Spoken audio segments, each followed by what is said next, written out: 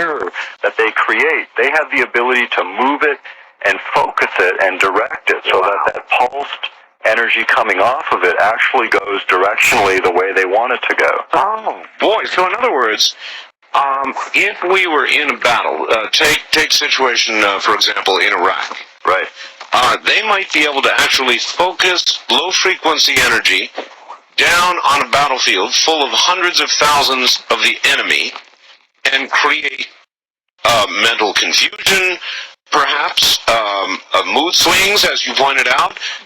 In other words, completely, mentally demoralize the enemy.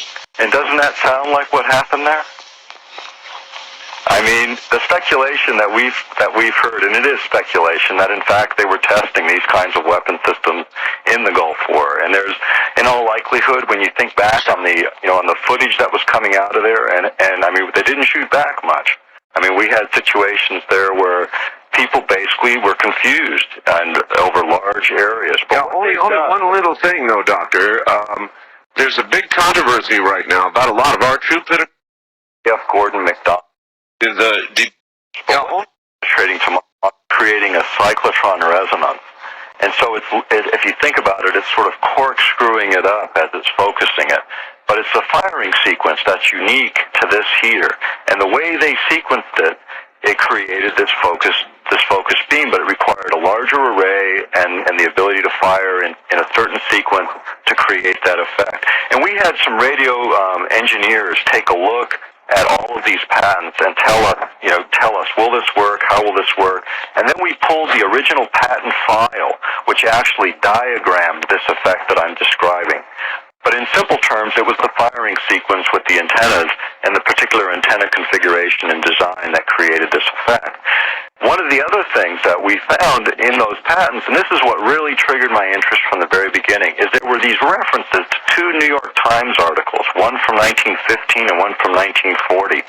And I thought, what the heck is a New York Times articles referenced in a patent that's from the 1980s, going back that far? And the first thing that jumped in my mind is it's got to be Tesla. And when I pulled those New York Times articles, that's exactly what it was. And it was about his weapon system that people, still talk about and remember, which was this system that would melt engines at distance and would create all of these really highly unusual effects. And people equated it with particle beams and all different kinds of things. But that was the stimulus for Bernard Eastman's genius as he applied it to this particular technology. But do you think what they called a beam weapon then was focused RF? I think probably so. It's just that, when you look back at Tesla patents and the terminology used, I mean, everything was, evolving then, so the words just are confusing, I think maybe they're better than they are now because they sort of talk more about the effect, but I think that's probably what was going on there.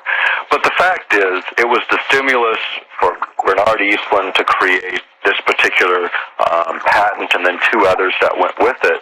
And then coming off of that, there were other scientists surrounding this project, and they then took Bernard Eastman's ideas and using a much smaller antenna design, one on more of the order of what HARP currently is, and they developed these over-the-horizon radar effects, power beaming technologies. In fact, the Earth systems that were being experimented by Raytheon Corporation in the 60s, the same scientist that was doing the work then is now sitting at the University of Fairbanks on a project called SABRE. Okay, when you talk about power beaming, you're talking about sending actual usable amounts of electrical energy in a beam. That's right. And what they visualize here is there's three patents.